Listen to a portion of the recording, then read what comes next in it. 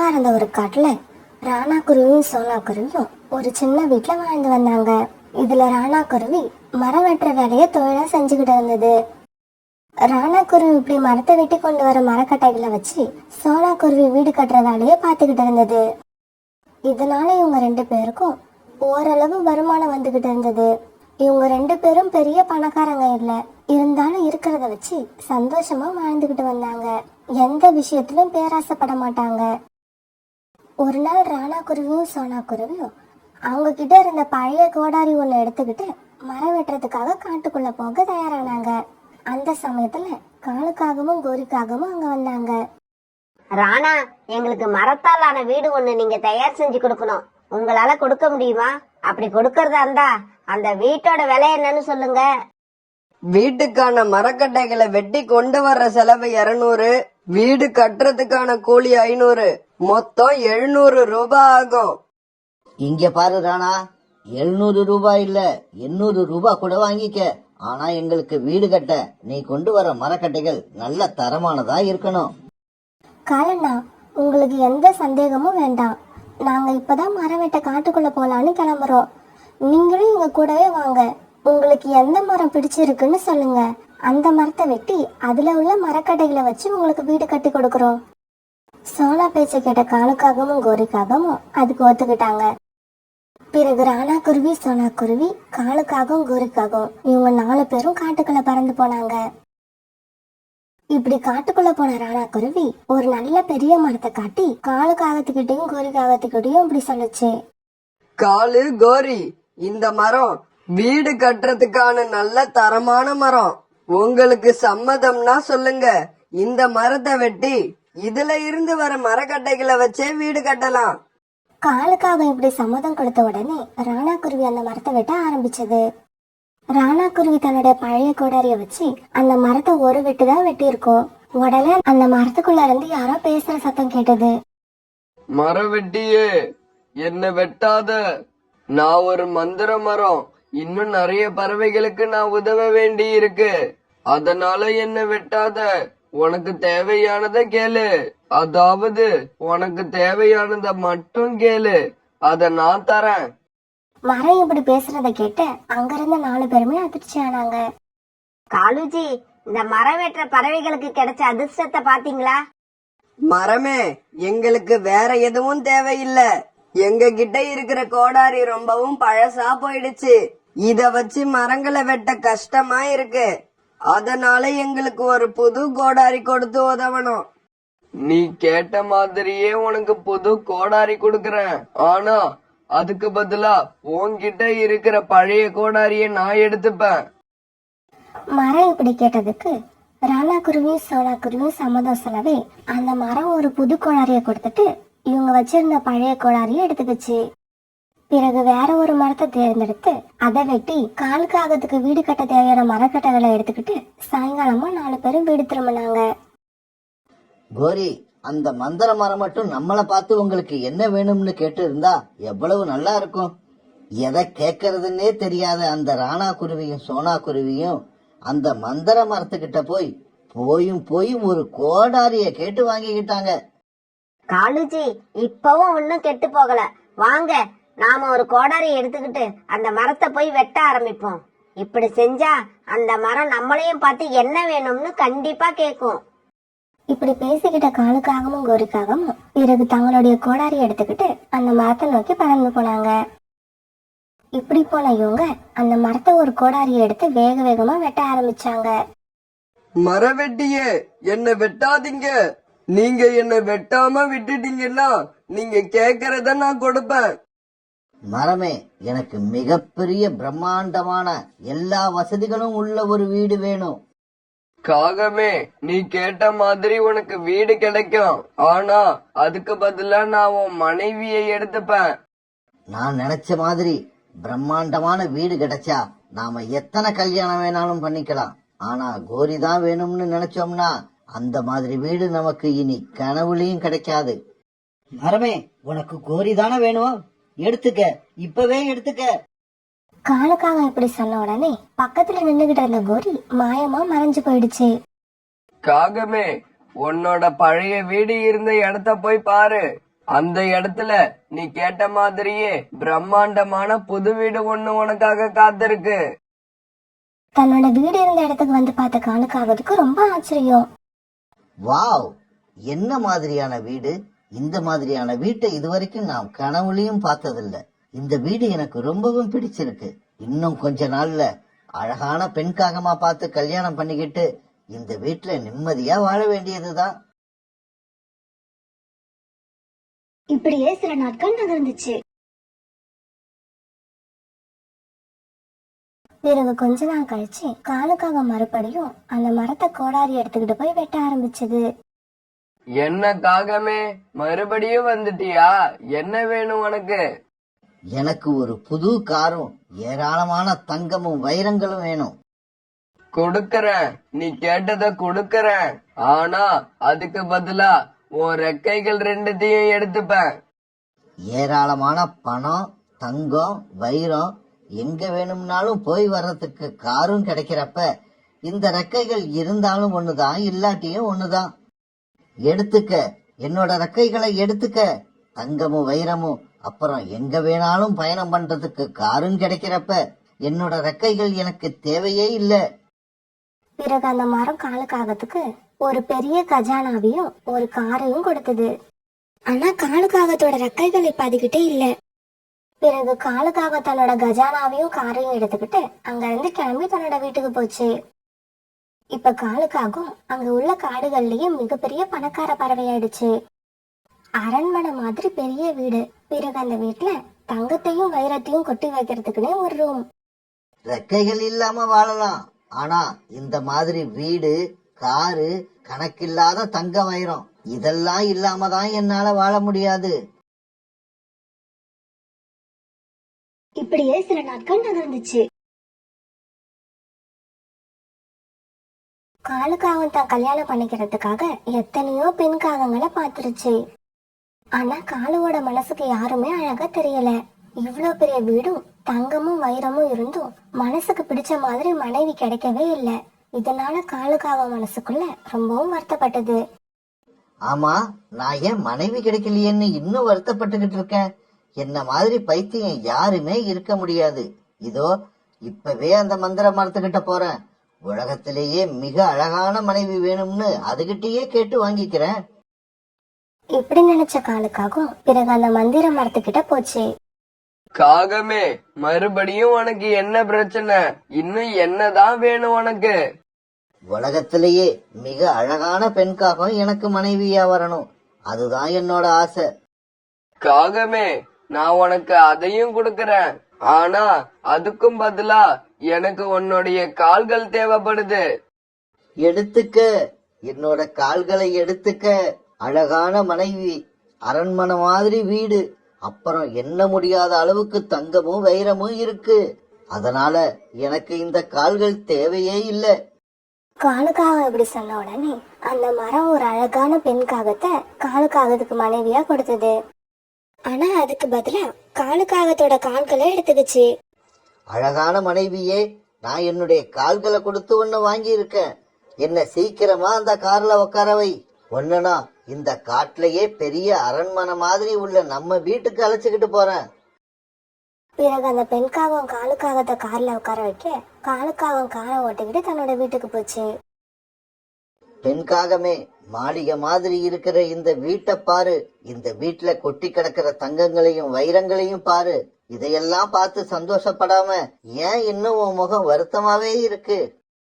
இந்த மாதிரியான வசதி எல்லாம் கிடைக்கிறதுக்காக நீங்க உங்களோட ரெக்கைகள், கால்கள், உங்க மனைவி எல்லாரையும் இழந்திருக்கீங்க. இந்த மாதிரி வாழ்க்கை வாழறதுக்கு உங்களை தவிர வேற யாருமே விரும்ப மாட்டாங்க. ஏன், எனக்கு என்ன குறைச்ச? உலகத்துல யார்கிட்டயும் இல்லாத எல்லா வசதியும் என்கிட்ட இருக்கு. வேலை செய்யறதுக்கு வேலைக்காரங்க இருக்காங்க. எங்க வேணாலும் போயிட்டு வர்றதுக்கு என்கிட்ட கார் இருக்கு. பாக்குறதுக்கு கண்ணுக்கு அழகான மனைவி நீ இருக்க. இதுக்கப்புறம் ஒரு மனுஷனுக்கு என்னதான் வேணும்? ஆமா, வேணும் தான். எனக்கு இன்னும் ஒன்னே ஒண்ணு வேணும். அது மட்டும் கிடைச்சிருச்சுன்னா அதுக்கப்புறம் நான் வேற எதுக்குமே ஆசைப்பட மாட்டேன். இப்படியே சில நாட்கள் நகர்ந்துச்சு. பிங்கி, பிங்கி, சீக்கிரமா என்ன தூக்கி அந்த கார்ல உட்கார வை. நாம அந்த மந்திர மரத்துக்கிட்ட போகணும். காலுக்காக சொன்னபடியே பிங்கி காலுக்காகத்தை தூக்கி கார்ல உட்கார வச்சது. பிறகு காலுக்காக தன்னோட மனைவியை அழைச்சுக்கிட்டு காட்டுக்குள்ள இருந்த அந்த மந்திர மரத்துக்கிட்ட போச்சு. காகமே, மறுபடியும் எதுக்கு இங்க வந்த? எனக்கு பதிலா கொடுக்கறதுக்கு உன்கிட்ட எதுவுமே இல்லைன்னு நினைக்கிறேன். மந்திர மரமே, அப்படி சொல்லாத. இப்ப மட்டும் நான் கேக்குறத கொடு, அதுக்கப்புறம் நான் உன்கிட்ட வரவே மாட்டேன். இதுதான் என்னோட கடைசி ஆசை. சொல்லு, இந்த நிலைமையில நீ இன்னும் எதுக்கு ஆசைப்படுற?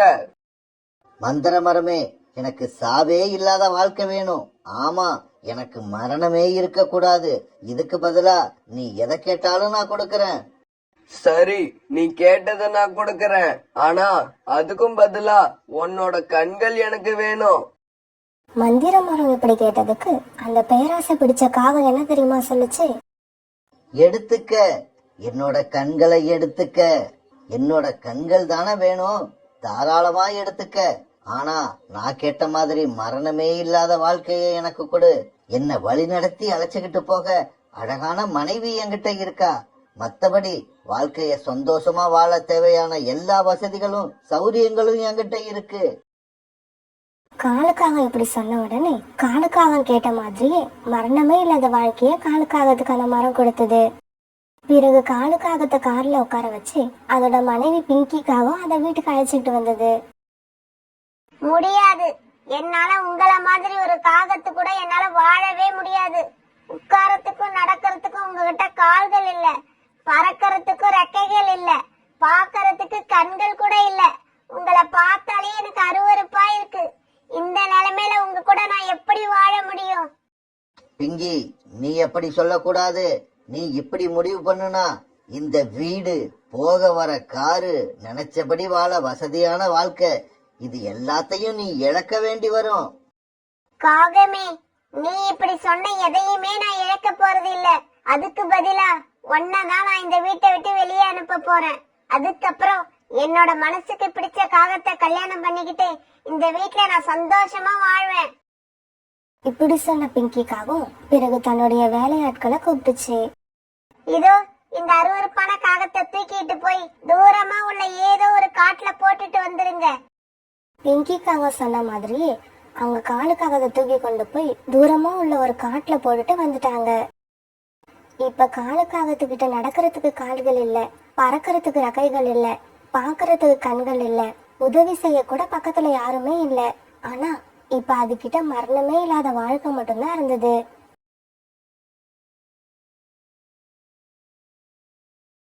தூரமா இருந்த ஒரு காட்டுல சோனா குருவி தன்னோட 2 குழந்தைங்களோட ஒரு சின்ன வீட்டுல வாழ்ந்து வந்தது. ரொம்பவும் ஏழ்மையான சோனா குருவி ஒவ்வொரு நாளும் கடந்து போக ரொம்பவும் போராட வேண்டியிருந்தது. சோனா குருவி கிடைக்கிற எந்த வேலையா இருந்தாலும் அதை பாக்குறதுக்கு ரெடியா இருந்தது. இருந்தாலும் சோனா குருவிக்கு மாசம் 30 நாள் வேலை கிடைக்கிறது இல்ல. இதனால்தான் சோனா குருவி குடும்பத்தை நடத்துறதுக்கு ரொம்பவும் கஷ்டப்பட்டது. அம்மா, எனக்கு பசிக்குது. குக்கு, சும்மா இருக்க மாட்டேன். அம்மாவுக்கு தான் நேத்து எங்கேயும் வேலை கிடைக்கலல்ல, கொஞ்சம் பொறுத்துக்க. இன்னைக்கு அம்மா வேலைக்கு போயிட்டு சாப்பிட ஏதாவது வாங்கிட்டு வருவாங்க. குழந்தைங்க 2 பேரும் பேசிக்கிறத கேட்ட சோனா குருவிக்கு அழுவுறதை தவிர வேற என்ன பண்றதுன்னு தெரியல. குழந்தைங்களா, கவலைப்படாதீங்க, இருங்க, இன்னைக்கு நான் எப்படியாவது வேலை தேடி உங்களுக்கு நல்ல சாப்பாடு வாங்கிட்டு வந்து தரேன். இப்படி சொன்ன சோனா குருவி பிறகு வேலை தேடுறதுக்காக வெளியில பறந்து போச்சு. இப்படி பறந்து போன சோனா குருவி ஒரு பெரிய ஹோட்டலை பார்த்துட்டு அங்க வேலை கேட்க போச்சு. சரி சரி, குழந்தைங்க பட்னி கிடக்குதுன்னு சொல்ற, உன்னையும் பார்க்க பாவமா இருக்கு. இங்க இருக்கிற பாத்திரங்களை போய் சுத்தம் பண்ணி வச்சுட்டு போ, உனக்கு 100 ரூபாய் தரேன். உடனே சோனா குருவி அந்த ஹோட்டல்ல இருந்த பாத்திரங்களை எல்லாம் சந்தோஷமா சுத்தம் பண்ண ஆரம்பிச்சிச்சு. அப்பாடா, இன்னைக்கு நமக்கு வேலை கிடைச்சிருச்சு. நம்ம குழந்தைங்க இன்னைக்கு எப்படி இருந்தாலும் பட்னி கிடக்க மாட்டாங்க. இப்படி யோசிச்ச சோனா குருவி பிறகு கொஞ்ச நேரத்துல எல்லாம் அங்கிருந்து எல்லா பாத்திரங்களையும் சுத்தம் பண்ணி வச்சிருச்சு. காலு சார், இருந்த எல்லா பாத்திரங்களையும் நான் சுத்தம் பண்ணிட்டேன். எனக்கு வேற ஏதாவது வேலை இருந்தா சொல்லுங்க, அந்த வேலையும் செஞ்சுட்டு போறேன். கொஞ்ச தூரத்துல என்னோட ஸ்டோர் ரூம் ஒண்ணு ரொம்ப நாளா சுத்தம் பண்ணாம கிடக்கு. அந்த ரூமை சுத்தம் பண்ணணும். உன்னால அந்த வேலையை செய்ய முடியுமா? ரூம் எங்க இருக்குன்னு சொல்லுங்க காலு சார், நான் உடனே செஞ்சு முடிக்கிறேன். பிறகு காலுக்காக சோனா குருவி அந்த ஸ்டோர் ரூமுக்கு அழைச்சிட்டு போச்சு. இதுதான் அந்த ரூம். இத நல்ல முறையில சுத்தம் பண்ணி வைக்கணும். அப்படி சுத்தம் பண்ணி வச்சீன்னா இந்த வேலையை பார்க்கறதுக்கு உனக்கு 100 ரூபாய் தருவேன். சரி சரி, நீ சுத்தம் பண்ணி வை. எனக்கு கொஞ்சம் வேலை இருக்கு, நான் வெளியில போயிட்டு வரேன். இப்படி சொல்லிட்டு காலுக்காக வெளியில போன உடனே சோனா குருவி அந்த ரூமை சுத்தம் பண்ண ஆரம்பிச்சது. அந்த ரூமை சுத்தம் பண்ண ஆரம்பிச்ச சோனா குருவி ரொம்பவும் கஷ்டப்பட்டு அந்த ரூமை சுத்தம் பண்ணி முடிச்சது. இப்படி சோனா குருவி அந்த ரூமை சுத்தம் பண்ணி முடிக்க சாயங்காலம் ஆயிடுச்சு. ஆனா அது வரைக்கும் காலுக்காக வரவே இல்லை. இதனால சோனா குருவி மறுபடியும் காலுக்காகத்தோட ஹோட்டலுக்கு பறந்து போச்சு. ஆனா காலுக்காக அங்கேயும் இல்ல. ஆமா, நீங்க எதுக்காக என்னோட கணவரை தேடுறீங்க? காலையில நான் இந்த ஹோட்டல்ல பாத்திரம் விளக்குற வேலை பார்த்தேன். அதுக்கு 100 ரூபாய் எனக்கு சம்பளம் தரணும். அது மட்டும் இல்லாம கொஞ்சம் தூரத்துல இருக்கிற உங்களோட ஸ்டோர் ரூமையும் என்ன சுத்தம் பண்ண சொன்னாங்க. கிட்டத்தட்ட அரை நாள் அந்த ரூமை நான் சுத்தம் பண்ணியிருக்கேன். ரெண்டுக்கும் சேர்த்து நீங்க எனக்கு 200 ரூபாய் பணம் தரணும். என்னது, இந்த 2 வேலையும் நீ பாத்தியா? நான் இந்த 2 வேலையும் அவரை தானே பார்க்க சொல்லியிருந்தேன். இங்க பாரு குருவி, உன்னை யாரு வேலை வாங்கினாங்களோ அவங்க வந்ததுக்கு அப்புறம் அவங்க கிட்டயே வந்து சம்பளம் வாங்கிக்க. எனக்கு இத பத்தி எதுவும் தெரியாது. சோனா உடனே கோரிக்காகத்துக்கிட்ட தன்னோட நிலைமையை எடுத்து சொல்லி எவ்வளவோ கெஞ்சி பார்த்தது. ஆனா கோரிக்காகத்தோட மனசு இறங்கவே இல்லை. விடாப்பிடியா சோனா குருவி அங்க இருந்து விரட்டி விட்டுடுச்சு. உடனே சோனா குருவி அழுதுகிட்டே அந்த இடத்த விட்டு கிளம்பி பறந்து போச்சு. என்னோட குழந்தைங்க காலையில இருந்து எதுவும் சாப்பிடாம பட்டினியா இருக்காங்க. இப்ப அம்மா நமக்கு நிறைய உணவு எடுத்துட்டு வருவாங்கன்னு கனவுல இருப்பாங்க. இப்ப நான் எப்படி வெறுங்கையோட போக முடியும்? இப்படி யோசிக்கிட்டே வந்த சோனா குருவி பிறகு புறா நடத்துற பிரியாணி கடைக்கு போச்சு. புறாண்ணா, நான் ஏற்கனவே உங்களுக்கு கடன் கொடுக்கணும். இருந்தாலும் இப்பவும் எனக்கு உங்ககிட்ட கடன் வாங்குறத தவிர வேற வழியே இல்ல. சோனா, கஷ்டங்கிறது எல்லாருக்கும் ஒரு நாள் வரும். நானும் ஒரு நேரத்துல உன்னை விட அதிக கஷ்டங்களை அனுபவிச்சிருக்கேன். சரி, அதை விட்டு தள்ளு. உனக்கு இப்ப எவ்வளவு பிரியாணி வேணும் அத சொல்லு. என்னோட குழந்தைங்களுக்கு மட்டும் 2 பிளேட் பிரியாணி கொடுங்க, எனக்கு அது போதும். குழந்தைங்களுக்கு சாப்பிட கொடுத்துட்டு நீ என்ன அவங்கள வேடிக்கையா பாப்ப? உனக்கும் சேர்த்து 3 பிளேட் பிரியாணி தரேன், வாங்கிக்கிட்டு போ. உன் கையில எப்ப பணம் கிடைக்குதோ அப்ப கொண்டு வந்து கொடு. இப்படி சொன்ன புறா பிறகு பிரியாணிய பார்சல் கட்டி கொடுத்தது. அதை வாங்கின சோனா குருவி இப்ப நிம்மதியா வீட்டுக்கு பறந்து போச்சு. அம்மா, இன்னைக்கு என்னம்மா வீட்டுக்கு வரதுக்கு இவ்வளவு நேரம் ஆயிடுச்சு? எனக்கும் அக்காவுக்கும் எப்படி பசிக்குது தெரியுமா? கொக்கு இப்படி சொன்ன உடனே சோனா குருவி அவங்க 2 பேருக்கும் பிரியாணி எடுத்து வச்சது. இப்படி எடுத்து வச்சோம் அவங்க 2 பேரும் சாப்பிடாம அம்மாவே பாத்துக்கிட்டு இருந்தாங்க. ரொம்ப பசிக்குதுன்னு சொன்னீங்க, எடுத்து வச்சதுக்கு அப்புறமும் ஏன் இன்னும் அம்மாவே பாத்துட்டு இருக்கீங்க? சாப்பிடுங்க. அம்மா, உங்களுக்கு பிரியாணி இல்லையா? இல்லன்னா பரவாயில்ல, வாங்க இத நாம 3 பேரும் சேர்ந்து சாப்பிடுவோம். அம்மாவுக்கு இந்த பைக்குள்ள இருக்கு. இப்படி சொன்ன குருவி பிறகு தன்னுடைய பிரியாணியும் பிளேட்ல எடுத்து வச்சது. சரி வாங்க, இப்ப நாம 3 பேரும் சேர்ந்து சாப்பிடலாம். இப்படி இவங்க சாப்பிட போன சமயத்துல வாச கதவு யாரோ தட்டுற சத்தம் கேட்டது. சோனா குருவி வாசல்ல போய் பார்த்தப்ப அங்க ஒரு வயதான புறா ஒரு சின்ன பாத்திரத்தை வச்சுக்கிட்டு நின்றுட்டு இருந்தது. மகளே, எனக்கு ரொம்பவும் பசிக்குதுமா, ஏதாவது கொஞ்சம் சாப்பிட இருந்தா கொடு. ஒரு நிமிஷம் இருங்க பாட்டிமா, இதோ வந்துடுறேன். இப்படி சொல்லிட்டு உள்ள போன சோனா குருவி தன்னோட பிரியாணியை அப்படியே கொண்டு வந்து பாட்டி கிட்ட கொடுத்தது. இந்தாங்க பாட்டி, சாப்பிடுங்க.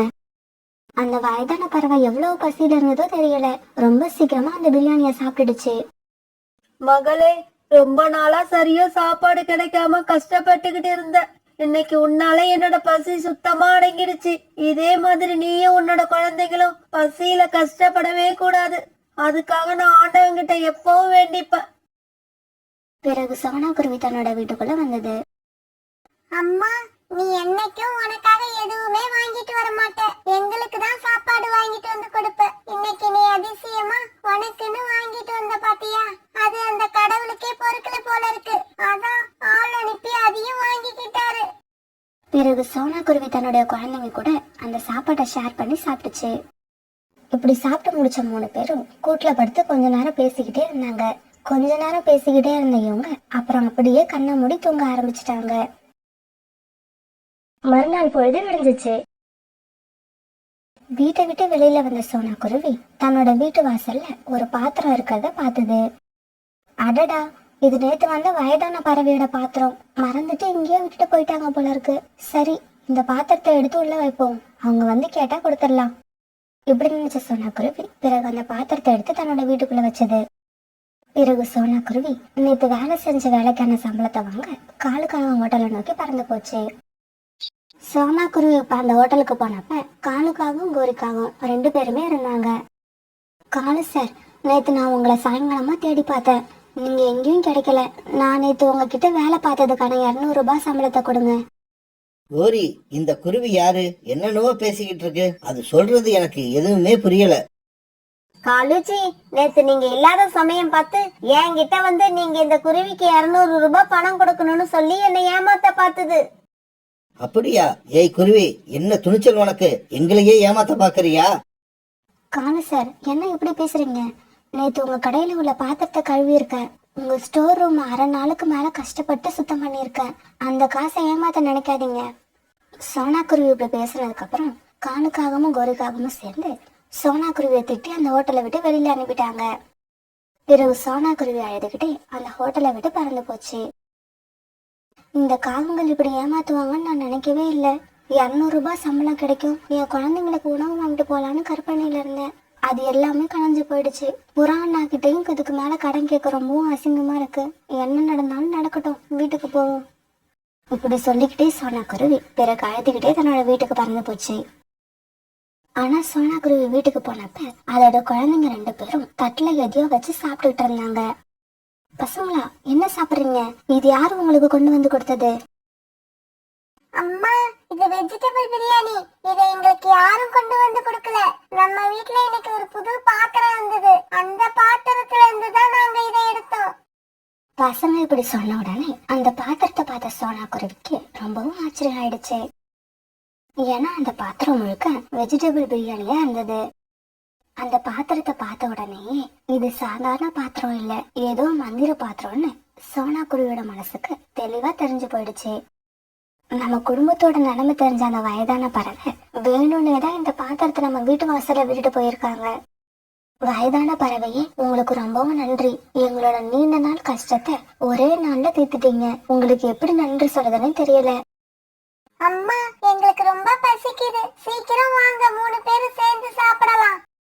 பிறகு சோனா குருவி, குக்கு, பியூட்டி 3 பேரும் வெஜிடபிள் பிரியாணியை ரொம்பவும் சந்தோஷமா சாப்பிட்டாங்க. அம்மா, நாம சாப்பிட்டு இவ்வளவு சாப்பாடு மீதி இருக்கு. இந்த சாப்பாடு இப்படியே இருந்தா கெட்டு போயிடாதம்மா. குழந்தைங்களா, சாப்பாடு இப்படியே இருந்தா கெட்டுதான் போயிடும். அதுக்கு முன்னாடி நம்ம சாப்பாட்டை கொண்டு போய் நம்மள மாதிரியே உணவு கிடைக்காத ஏழை பறவைங்களுக்கு பகிர்ந்து கொடுத்துருவோம். இப்படி சொன்ன குருவி பிறகு இந்த சாப்பாட்டை எடுத்துக்கிட்டு போய் ஒரு பெரிய ஸ்டால்ல வச்சு அந்த இடத்துக்கு வந்த ஏழை பறவைகள் எல்லாருக்கும் வயிறார சாப்பாடு கொடுத்தது. இப்படி அந்த பாத்திரத்துல தினமும் சாப்பாடு வந்துகிட்டே இருந்தது. சோனா குருவி அந்த உணவை கொண்டு போய் தன்னோட ஸ்டால்ல வச்சு இல்லாத ஏழை பறவைங்க எல்லாருக்கும் கொடுத்துக்கிட்டே இருந்தது. 2 months later, ஒரு நாள் சோனா குருவி வழக்கம் போல ஏழை பறவைங்க எல்லாருக்கும் உணவு கொடுத்துக்கிட்டு இருந்தது. ஏழை பறவைங்களும் வரிசையில வந்து நின்று அந்த உணவை வாங்கிட்டு போனாங்க. சோனா குருவி அப்பதான் பார்த்தது காலுக்காகவும் கோரிக்காகவும் அந்த வரிசையில நின்றுகிட்டு இருந்தாங்க. காலு சார், என்ன இது? அவ்வளவு பெரிய ஹோட்டலுக்கு ஓனர், அதுவும் இல்லாம என்ன மாதிரி வேலை செய்ய வர பறவைங்களுக்கு சம்பளம் கொடுக்காம ஏமாத்தியும் நிறைய பணம் சேர்த்திருக்கீங்க. அவ்வளவு இருந்தும் பின்னையா நீங்க இந்த வரிசையில வந்து நிக்கிறீங்க? போங்க இந்த இடத்த விட்டு, உங்களுக்கு எல்லாம் சாப்பாடு இங்க கிடையாது. சோனா, அப்படி சொல்லாத சோனா. நாங்க இப்ப முன்ன மாதிரி இல்ல. நிறைய பேரோட வயிற்றுச்சல கொட்டிக்கிட்டு எல்லாரையும் ஏமாத்துறது உண்மைதான். அதுக்கு கடவுள் எங்களுக்கு தகுந்த தண்டனையை கொடுத்துட்டாரு. காலேஜுக்கும் எனக்கும் திடீர்னு ஒரு நோய் வந்து வியாபாரத்தை கவனிக்க முடியாம போய் எல்லா சொத்தும் எங்க கையை விட்டு போயிடுச்சு. நேத்து ராத்திரில இருந்து நாங்க எதுவும் சாப்பிடல. பிறகு மனசிறங்கின சோனா குருவி காகங்களுக்கு சாப்பாடு கொடுக்க அவங்களும் அந்த சாப்பாடை வாங்கி சாப்பிட ஆரம்பிச்சாங்க.